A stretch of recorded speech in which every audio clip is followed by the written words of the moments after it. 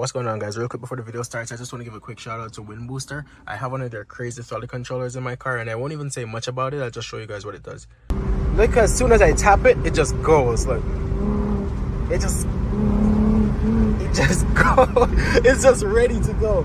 I don't know if you guys can even see it. Look, it just goes. It's fucking fast. As you can see, that thing is crazy, and it works in pretty much any car you can think of. So just go on their website, you will find one that works with your car, and it's very simple to use. It's just plug and play. You just plug it in and that's it. You know, they have an app that works for Android and iOS, so you can change the modes from that, and you just connect it via Bluetooth, and that's it. You know, very simple to use. Make sure you use code Cameron for 15% off, and grab yourself one of these. And not only can you go fast with it, you can save like a bunch of gas because they have different modes. If you're on a car to feel like a Rolls Royce, go for it. You know, they have modes for pretty much anything. So yeah, check them out, link in the description. See you guys.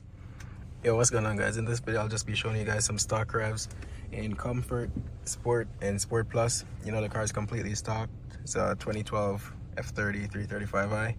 But yeah, let's get to it.